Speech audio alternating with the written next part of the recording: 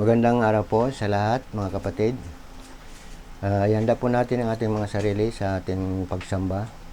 At sundan niyo po ako sa pagbasa ng salita ng Diyos sa Lucas 2, verse 1 hanggang 20. Nang panahong iyon, iniutos ni Emperador Augusto na magkaroon ng census sa lahat ng nasasakupan ng imperyo ng Roma. Ang unang census na ito ay ginawa noong si Cirenio ang gobernador ng Syria. Kaya't umuwi ang mga tao sa sarili nilang bayan upang magpatala. Mula sa Nazaret, isang lungsod sa Galilea, si Jose ay pumunta sa Judea, sa Bethlehem, na bayang sinilangan ni Haring David, sapagkat siya ay mula sa angkan ni David. Kasama rin niya umuwi upang magpatala si Maria na kanyang magiging asawa, na noon ay nagdadalang tao. Habang sila'y nasa Bethlehem, sumapit ang oras ng panganganak ni Maria. Isinilang niya ang kanyang panganay na isang lalaki. Binalot niya sa lampin ang sanggol at inihiga sa isang sabsaban, sapagkat wala nang lugar para sa kanila sa bahay panuluyan. Doon ay may mga pastol na nasa parang at nagbabantay ng kanilang mga tupa ng gabing iyon. At tumayo sa harapan nila ang isang anghel ng Panginoon at nagliwanag sa kapaligiran nila ang kaluwalhatian ng Panginoon. Ganun na lamang ang kanilang pagkatakot. Ngunit sinabi sa kanila ng anghel, "Huwag kayong matakot. Ako'y may dalang magandang balita para sa inyo na magdudulot ng malaking kagalakan sa lahat ng tao. Isinilang sa inyo ngayon sa bayan ni David ang tagapagligtas, ang Kristong Panginoon. Ito ang inyong palatandaan. Matatagpuan ninyo ang isang sanggol na nababalot ng lampin at nakahiga sa isang sabsaban." Biglang lumitaw kasama ng anghel ang isang malaking hukbo ng mga anghel sa kalangitan. Sila'y nagpupuri sa Diyos at umaawit. Papuri sa Diyos sa kataasan, at sa lupa ay kapayapaan sa mga taong kinalulugdan niya. Nang makalis na ang mga anghel pabalik sa langit, ang mga pastol ay nag-usap-usap, "Tayo na sa Bethlehem, tingnan natin ang pangyayaring ito na ibinalita sa atin ng Panginoon." Nagmamadali silang pumunta roon at natagpuan nila sina Maria at Jose, at naroon ang sanggol na nakahiga sa sabsaban. Nang makita ng mga pastol ang sanggol, isinalaysay nila ang sinabi ng anghel tungkol dito. Namangha ang lahat ng nakarinig sa sinabi ng mga pastol. Tinandaan ni Maria ang mga bagay na ito at ito'y kanyang pinagbulay-bulayan. Umalis ang mga pastol na nagpupuri sa Diyos at nagpahayag ng kanyang kadakilaan dahil sa lahat ng narinig nila at nakita, ayon sa sinabi sa kanila ng anghel. Purihin natin ang Diyos sa kanyang mga salita. Sabi po sa Psalms 107 verse 1, "Give thanks to the Lord, for He is good, and His love endures forever." Samahan niyo po ako sa isang pambungad na panalangin. Tunay nga, O Diyos, na patuloy kaming nagpapasalamat sa iyo ngayong umaga. Dalangin namin ang pagkilos ng iyong banal na Espiritu sa aming kalagitnaan. Kami man po ay nasa aming mga tahanan. Dalangin namin, Lord God, na ikaw ang maging sentro ng aming pananambahan ngayong umaga. Dalangin namin na ikaw ang Diyos na maghayag ng iyong salita, Panginoon, sa pamamagitan ng iyong mga tagapamahagi ng iyong balita, Panginoon. Dalangin namin, O Diyos, ang pagkilos mo sa aming mga speakers ngayong umaga. Dalangin din namin, O Diyos, na sa aming pananambahan, Ikaw ang Diyos na siyang aming mapapurihan, ang aming maitanghal sa aming kalagitnaan. Sa bawat tahanan, Panginoon, makilala ka ng bawat isa at papurihan ka, Panginoon. Tunay nga, Lord, na we just want to glorify your name in the midst of us, Lord God. Dalangin namin na ang bawat pamilya, Panginoon, ay makita ang pagmamahal mo, maranasan, Panginoon, ang comfort mo sa bawat tahanan, Panginoon, as we worship you, as we sing praises, Lord God, as we worship your name, Lord God. Dalangin namin ang patuloy na pagtanghal ng bawat isa ng iyong pangalan, Panginoon, na ikaw ang Diyos na mabuti, ang Diyos na may lalang ng lahat ng bagay sa mundong ito, Panginoon. At dalangin namin, Lord, na ang bawat isa ay patuloy na ihayag na ikaw ang Diyos na makapangyarihan, ang Diyos na nangunguna sa bawat pamilyang meron kami, Panginoon. Tunay nga, O Diyos, binabalik namin ang lahat ng papuri, pasasalamat at pagsamba, pagluwalhati sa pangalan ng aming Panginoong Jesus. Amen. Amen.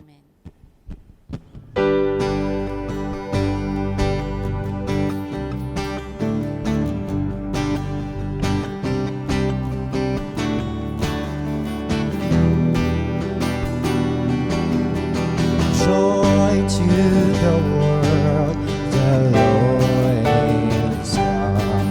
Let earth receive her King. Let every heart prepare Him room. And heaven and nature sing, and heaven and nature sing, and heaven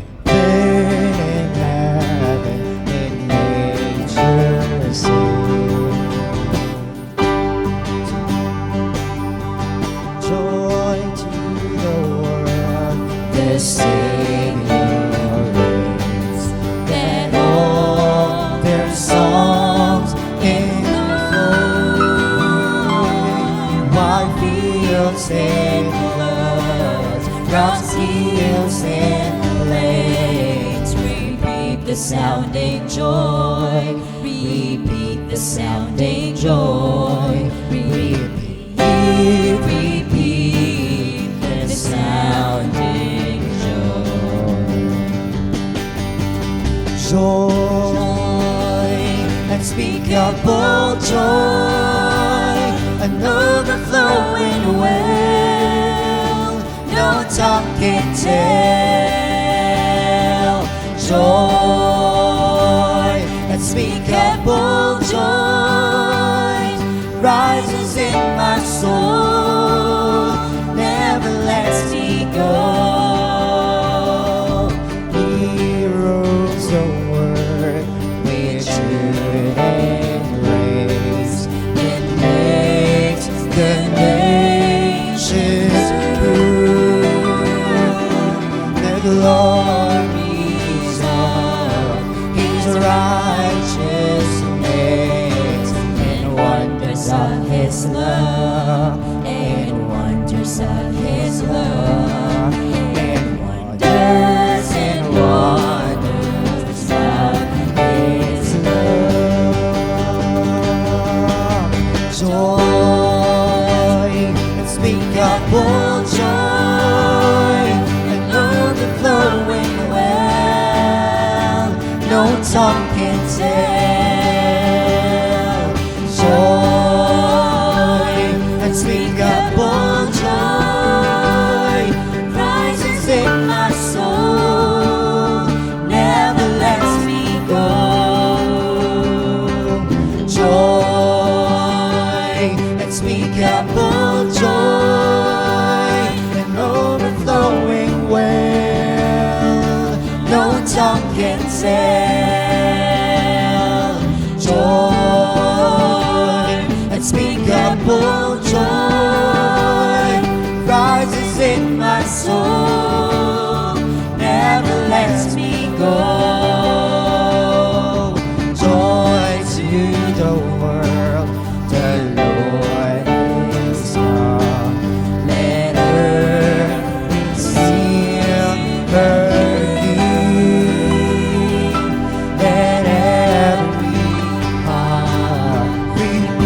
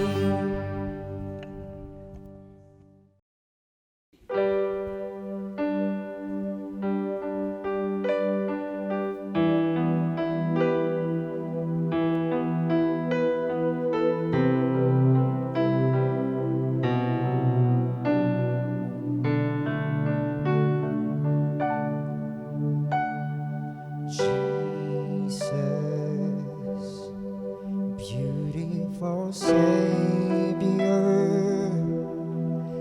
God of all majesty, risen King, Lamb of God,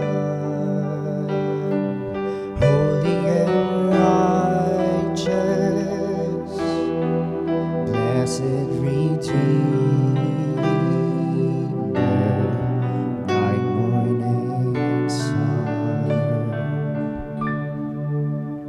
Oh, the heavens shout your praise. All creation vows to worship you.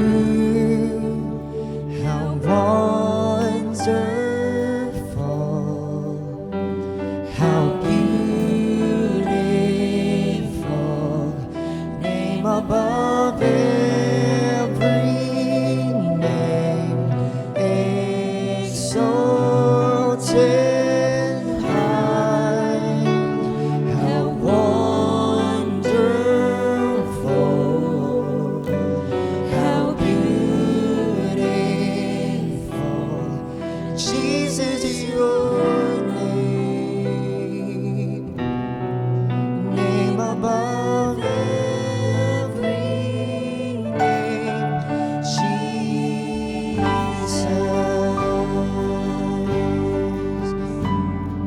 Jesus, wonderful name, Jesus.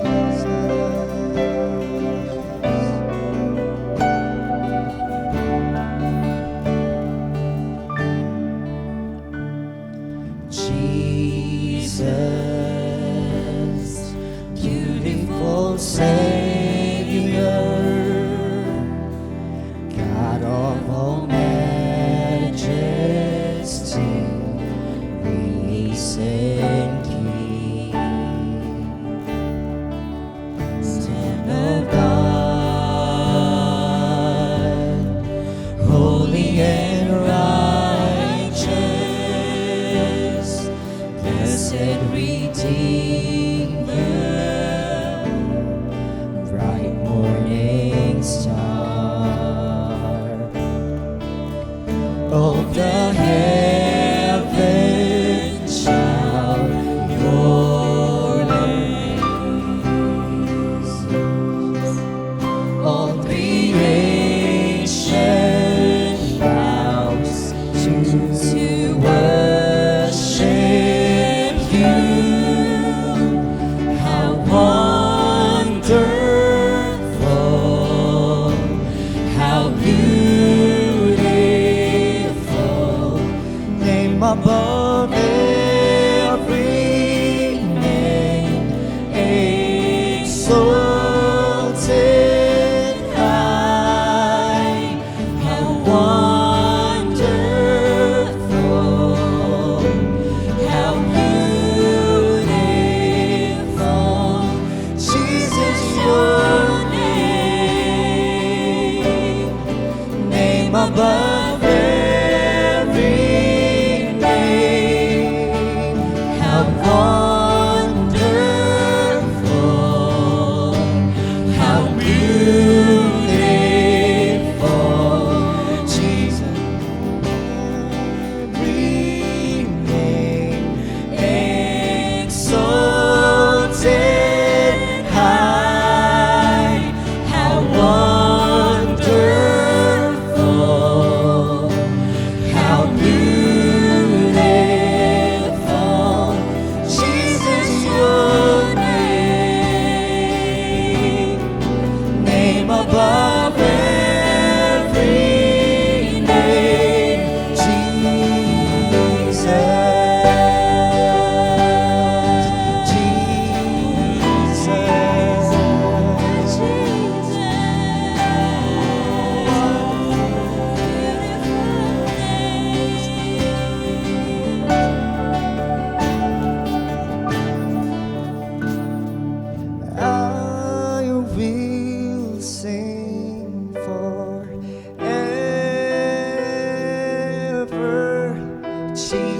Jesus, I love you. Jesus, I love you. I will sing forever. Jesus, I love you. Jesus, I love you. And I will sing forever. Jesus, I love you. Jesus, I love you.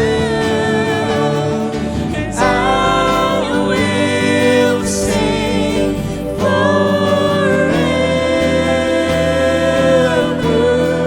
Jesus, I love you. Jesus, I love you. How wonderful, how beautiful, name above every name, exalted high. How wonderful, how beautiful, Jesus, your name, Jesus, your name above every name, Jesus, your name, Jesus, your name above every name, Jesus, your name, Jesus, your name above every name, Jesus.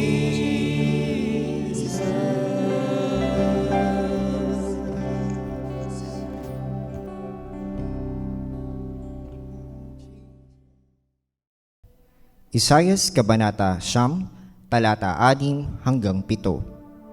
Sapagkat isinilang ang isang sanggol na lalaki para sa ani.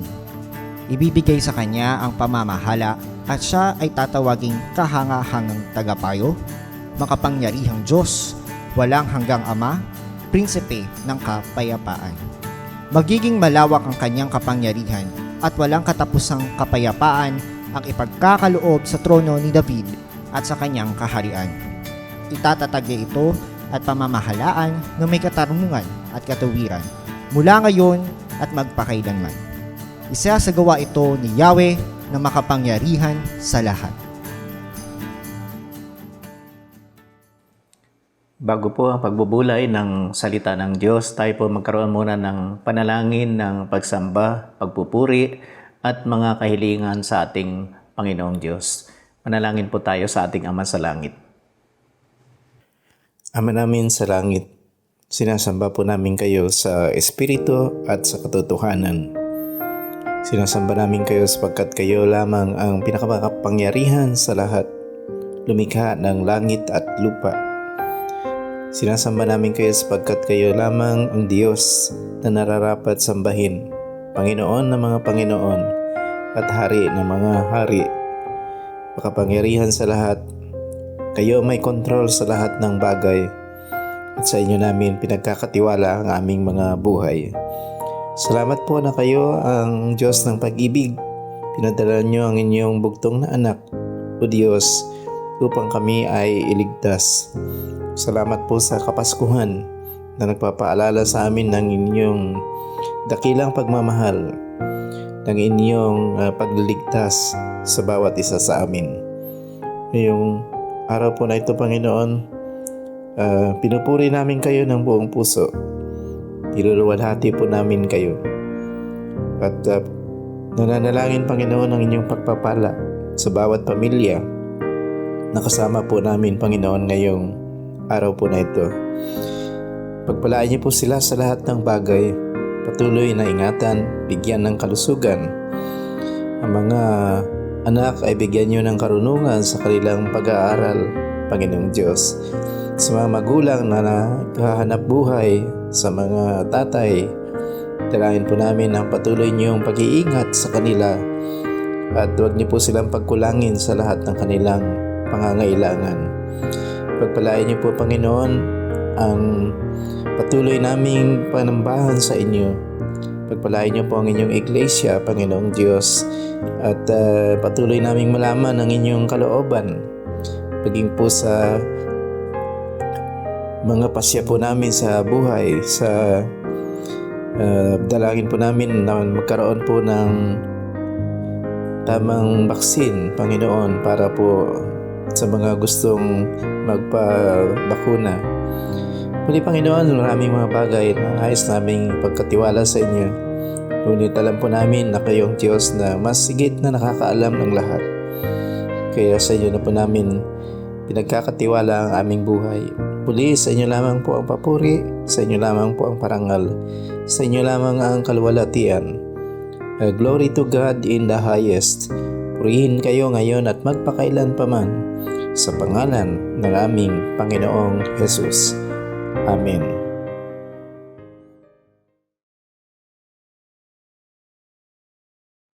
Good day po sa ating lahat at Blessed Christmas na rin. Ang ating pong patuloy na pagbubulayan ngayon tungkol sa Kapaskuhan ay tunay po o true news. Hindi po siya fake news at ito po ay hindi sad news kundi good news patungkol po sa pagsilang ng ating Panginoong Jesus.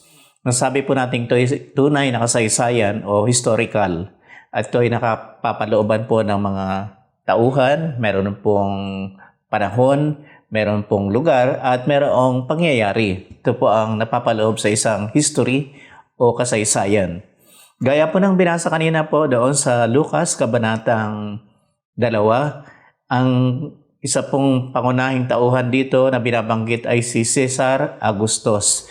At siya po ay nagpahayag ng isang kautusan na magkaroon po ng census sa lahat ng kanyang mga nasasakupan noong kapanahunan noon. Siya po isa sa pinakamakapangyarihan na tauhan, si Cesar Augustus, sapagkat po yung Roman Empire ay sakop niya ang maraming mga bansa at kasama na nga po doon yung Israel. At dahil po sa kanilang kautusan na magpatala ang bawat isa sa kanilang mga bayang sinilangan o census, ay naapektuhan nga rin po maging po si Jose at Maria.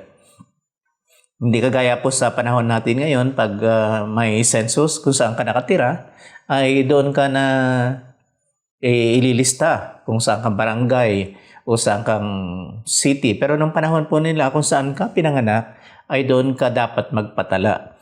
Kaya po si Jose at si Maria, dahil po sila ay taga Judea, ay sa Bethlehem, pinanganakan ni Jose, kailangan po siya bumiyahe o maglakbay mula po sa Nazareth papuntang Judea. So yan po yung isang senaryo po dito.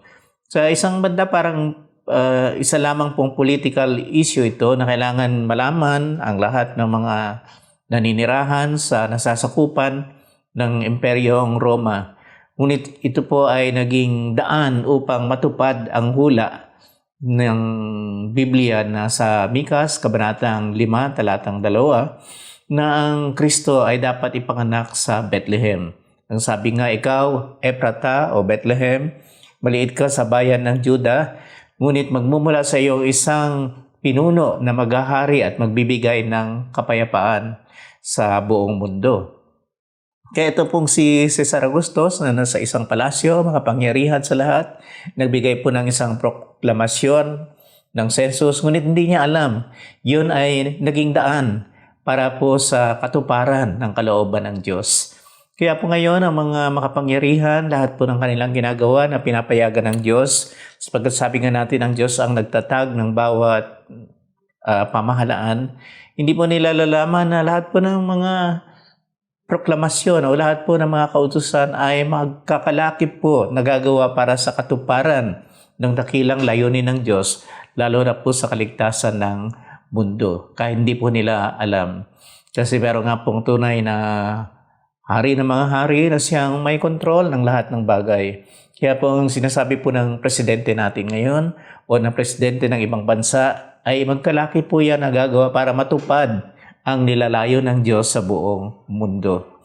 At ang pangalawang pong senaryo na makikita natin dito ay yung paglalakbay nga ni Jose at ni Maria papunta po sa Bethlehem. Sinasabi po na mula sa Nazareth papunta po sa Bethlehem ay maabot po na may, more or less 90 miles. At kung lalakarin po natin yon at ng panahon na yun, wala naman silang mga sasakyan at marami po naniniwala na wala ring asno si Jose at Maria, kaya naglakad lamang sila. Kung mabilis ang lakad po, abutin ng 4 na araw, ngunit dahil po si Birhing Maria ay kabuwanan na, abutin po sila siguro ng mahigit pa o doble pa, kaya sabi po mga 6 o 7 araw silang naglakbay papuntang Jerusalem sa Bethlehem. Kaya po napakahirap ng kanilang dinaanan na paglalakbay ng panahon na yaon, at lalo na nga po na kabuwanan na si Maria. Ngunit silang dalawa po sa pagsunod nila sa pamahalaan ay talaga pong tinupad nila ang kanilang tungkulin.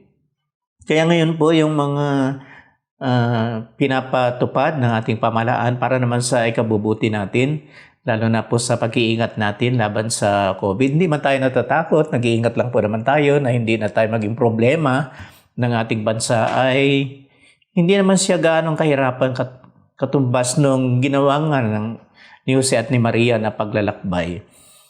At kaya po ang senaryo mula po doon sa palasyo, makikita natin yung isang maliit na pamilya ni Jose at ni Maria, at sila po ay naglalakad papuntang Nazareth. Hindi ko po alam kung alam nila rin yung hula ni Propeta Mikas na ipapanganak nga ang tagapagligtas, ang Mesiyas sa Bethlehem. Ngunit po ay ito ay naging daan para nga po sila ay pumunta ng Bethlehem. Hindi ko po alam kung posibleng hindi nila alam na kailangan doon si Maria manganak. Ngunit dahil nga po sa census, sila ay napilitan o nagpasya na pumunta ng Bethlehem.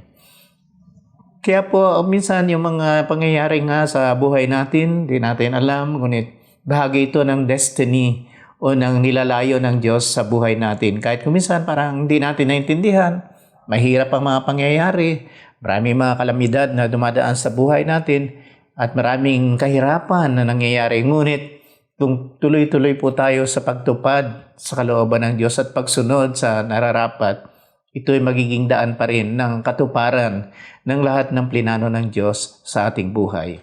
Kaya ganoon na nga po ang nangyari, sila ay pumunta ng Bethlehem at pagdating nila po doon, siguro marami nagpapasensus, wala na silang matuluyan.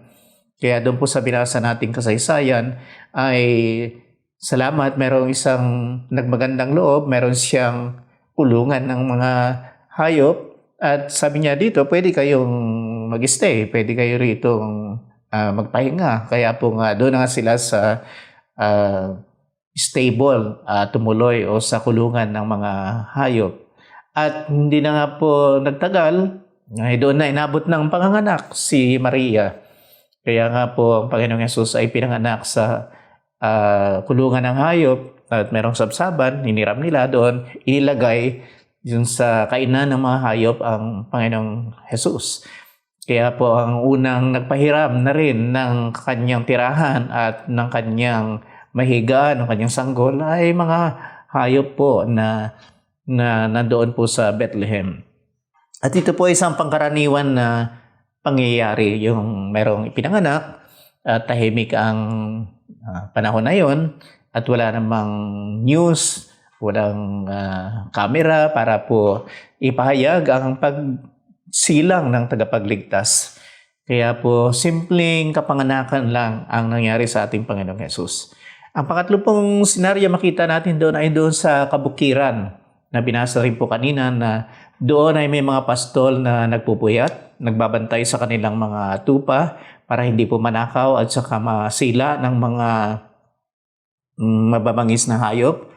At hindi nila inaasahan, biglang lumiwanag ang kapaligiran at dumating ang anghel at pinahayag na nga. At nagkaroon sila ng takot. Ngunit sinabi po ng anghel na huwag silang matakot sapagkat merong mabuting balita siyang papahayag sapagkat noong araw na yon ay ipinanganak na nga ang tagapagligtas ng sanlibutan, ang Panginoong Hesukristo.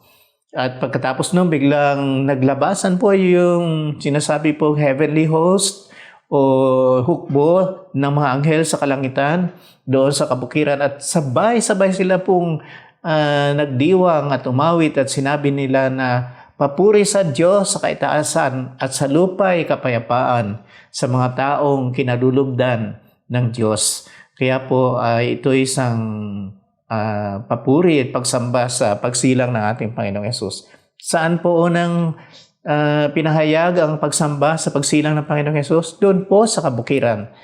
Ilan po ang mga nakasaksi? Mga ilan-ilan lang po mga pastol. Sapagkat ang pagpupuri at pagsamba po naman talaga ay hindi yung kung saang lugar. Ang mahalaga po yung taos-pusong pagpupuri at pagsamba gaya po ng ginawa ng mga anghel ng panahon na yun. At pagkatapos po ng kanilang maiksing awit, na dito naka-record, sila po naman ay muling bumalik sa kalangitan.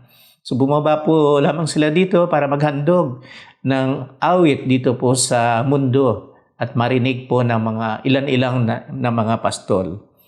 So pagkatapos po noon, yung mga pastol, nung sila po ay himasmasan na po siguro, nag-usap-usap sila at sinabi nila, tayo na sa Bethlehem. Let us go to Bethlehem and see kung ano po itong binalita. At sila nga ay pumunta doon at tama nga po natagpuan nila doon sa kulungan ng hayop o sa stable ang isnilang na tagapagligtas na nakabalot ng lampin. At sinabi nila kay Jose at kay Maria yung nasaksihan nila, yung binalita ng mga anghel. At ito po yung pinag-isipang mabuti ni Maria, pinagulay-bulayan niya. Kaya ito yung maganda ring halimbawa po na ngayong Kapaskuhan, pagbulayan natin ang kapanganakan ng ating Panginoong Hesus na siya ang tunay na kahulugan ng Pasko. Kaya nga po ang ating mensahe sa buwang ito o ang tema po natin ay si Kristo ang Pasko o ang Pasko ay si Kristo. At bago po malimutan din, bago natin tuloy yung kasaysayan, ay meron po tayong handog sa Pasko sa Panginoong Hesus. Sali-salo, sabi nga po, o salo-salo, o sama-sama tayo maghahandog sa Panginoong Hesus na inihanda. Kaya po abangan natin sa December 22 and 23, 6 o'clock sa ating online recording, sa ating virtual Christmas worship, ay abangan po natin at makisalo po tayo sa pagdiriwang ng Kapaskuhan na inihanda ng ating praise and worship. So ganoon na nga po ang nangyari at pagkatapos po noon, yung mga pastol ay umalis na doon sa kulungan ng hayop sa Panginoong Hesus na sinabi sila ay umalis na masayang-masaya at nagpupuri sa Diyos. Imagine po, ang nakita lang nila isang sanggol na nakabalot sa lampin, ngunit alam nila na ito na nga ang tagapagligtas ng sanlibutan. Kaya po sa simpleng bagay na yun ay umalis po sila, maaaring bumalik po sila doon sa kanilang pagbabantay ng mga tupa. Ngunit po ang kanilang kagalakan ay gano'n na lamang po. At magmula po noon, sabi ay binabalita nila ang kasaysayan ito na kanilang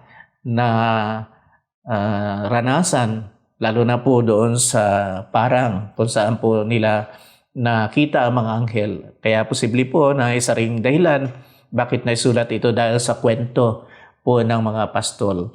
Kaya ang una pong mga naging misyonaryo sa patungkol sa kapanganakan ng Panginoong Hesus ay walang iba po yung mga pastol. So yung mga anghel po, kaya po makita po natin dito ang pangalawang pagpupuri at pagsamba na ginawa ay ang gumawa po noon mga pastol. At sinamba nila ang Panginoong Hesus doon sa kulungan ng mga hayop o sa stable. Kaya po wala pa naman noong house church, wala pa rin pong bahay-sambahan. Hindi naman po masama. Dapat pupunta tayo doon pag mag-face-to-face na po tayo. Ngunit po, makita natin na sa simpleng lugar Basta po nandoon nag-umapaw sa ating puso ang pagpupuri at pagsamba bilang handog natin sa Panginoon, lalo na ngayong Kapaskuhan. Ito po ay mahalaga din sa Diyos. Kaya umalis po sila na nagpupuri at magmula noon pinapahayag na hindi na mga anghel kundi ng mga pastol na ito ang kapanganakan ng Panginoong Yesus. Ngayon po ang mga anghel umakyat na sa langit, ang mga pastol na ito kung tunay na tinanggap nila si Kristo bilang Panginoon nila at tagapagligtas, at most likely ganun nga pong nangyari. Sila'y nasa langit na rin at nagpupuri, nakasama ng mga anghel ngayon. Hindi na sila magugulat, naging kabahagi na sila ng pagsamba sa kalangitan. Ngunit tayo po na mga naiiwan dito sa lupa ay dapat po na ipagpatuloy nga natin yung pagpupuri at pagsamba at pagdiriwang ng tunay na kahulugan ng Pasko. Uli po ulitin natin, noong unang Kapaskuhan, wala namang maraming mga bagay, wala po silang Christmas shopping, wala po silang Christmas gift na ginawa, wala po namang mga Christmas outing ng panahon na yun, wala rin Christmas reunion. Di simple na ang sentro po ang Panginoong Yesus at ang lahat na nakaunawa ng tunay na kahulugan ng Pasko at pagliligtas ng Panginoong Yesus, lahat po sila ang kanilang response ay worship, pagpupuri, pagpapasalamat. Naging po si Maria nung narinig niya, nung unang nabalitaan niya tungkol sa pagsilang ng Panginoong Yesus, gagamitin siya ng Diyos bilang kasangkapan, ay nagpuri siya, nagpasalamat, sabi niya sa Panginoong niyang Diyos na tagapagligtas. Kaya po, ilagay po natin ito sa ating puso ngayong Kapaskuhan. Muli po, wag tayong malungkot. Nakakaya naman sa Panginoong Yesus, di po ba, na pinaalala natin ang kanyang kapanganakan tapos malulungkot tayo dahil wala tayong mga pang Noche Buena o baka kulang yung ating mga pwedeng bilihin, kulang tayo ng kakayahan para ipagdiwang yung tinatawag nating traditional na pagdiriwang ng Pasko. Sapat na po, mga kapatid, na tayo ay nakakilala sa Panginoong Yesus. Naranasan natin ang tunay na kahulugan ng Pasko. Na tayong mga tagalupa nang dahil sa Panginoong Yesus, sa pagliligtas niya sa atin, sa kanyang kamatayan sa krus, ay nagkaroon tayo ng karapatan na makasama doon sa kalangitan upang magpuri sa kanya ng walang hanggan. Kaya muli po, mapagpalang Kapaskuhan po sa ating lahat. Samahan tayo ng Diyos at nawa po puli ang ating buhay maging buhay na patutuo ng Kapaskuhang ito na talagang nakatagpo na natin ang ating Panginoong Hesus sa ating buhay. God bless po sa bawat isa sa atin sa pangalan po ng ating Panginoong Hesus.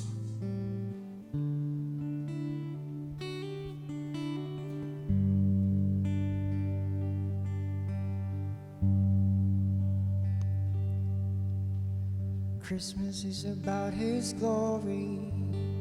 Christmas is about His grace. Christmas is a gift of love our Father gave us. More than just another story about a special time and place. Christmas is a time to lift a song of praise. For God is with us, and we celebrate the glory of His presence. Christ has come to fill our hearts with love.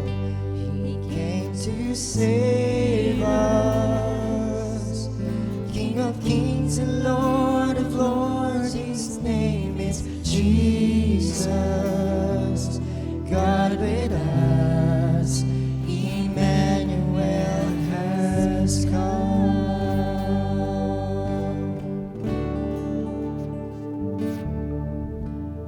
Angels fill the night with singing, God is reaching out to men, bringing us a gift of hope in Christ our Savior.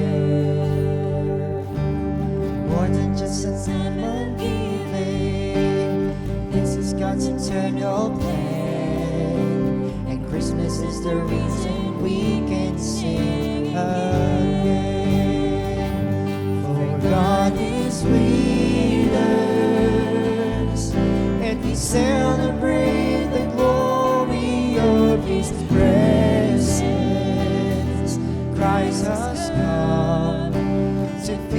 our hearts with love.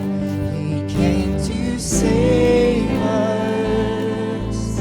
King of kings and Lord of lords, his name is Jesus. God with us, Emmanuel has come. For God is with us, and we celebrate the glory of his presence. Christ has come to fill our hearts with love. He came to save us. King of kings and Lord of lords, his name is Jesus. God with us, Emmanuel has come. For God is with us, and we celebrate the glory of his presence. Christ has come to fill our hearts with love. He came to save us. King of kings and Lord of lords, his name is Jesus. God with us, Emmanuel has come. God with us, Emmanuel has come. God with us, Emmanuel has come. Mateo 1 verse 23.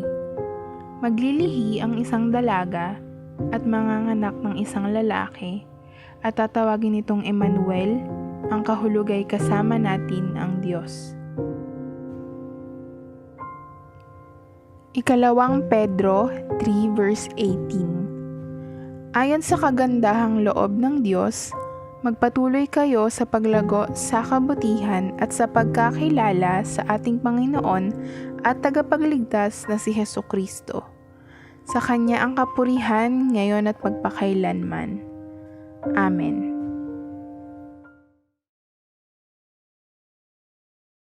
Tayo po ay manalangin. Dakilang Diyos, salamat po sa mensahe ng Kapaskuhan sa umagang ito na nagdulot ng kaligtasan sa sanlibutan sa pamamagitan ng ating Panginoong Hesus. Sabi nga po sa John 3:17, sapagkat sinugo ng Diyos ang kanyang anak, hindi upang hatulan maparusahan ang sanlibutan, kundi iligtas ito sa pamamagitan niya. Kami ay nagpapasalamat dahil sa kaloob niyang kapatawaran sa bawat isa sa amin. Kami rin po ay nagpapasalamat dahil sa kaligtasan ng bawat isa sa amin. At higit sa lahat, Lord God, salamat din sa buhay na walang hanggan na patuloy niyang ipinagkakaloob sa bawat isa. Kami po ay nagpupuri at nagpapasalamat. Bagamat maraming hadlang sa panahon namin ngayon, O Diyos, hindi pa rin mapigilan, Panginoon, ang pagdiriwang ng kapanganakan ng aming Panginoong Hesus. Kaya, O Diyos, kami po ay nagpapasalamat sa lahat ng bagay. Alam namin na Ikaw yung Diyos na mabuti, na gumagawa ng mabuting bagay sa bawat isa. Purihin ka, Ama, sa umagang ito. At ngayon, ang pag-ibig ng Diyos Ama, ang biyaya ng aming Panginoong Hesukristo, at ang pakikipisan ng Espiritu Santo ay suminyong lahat ngayon at magpakailanman. Sa nawa, ang lahat ay magsabi ng Amen and Amen.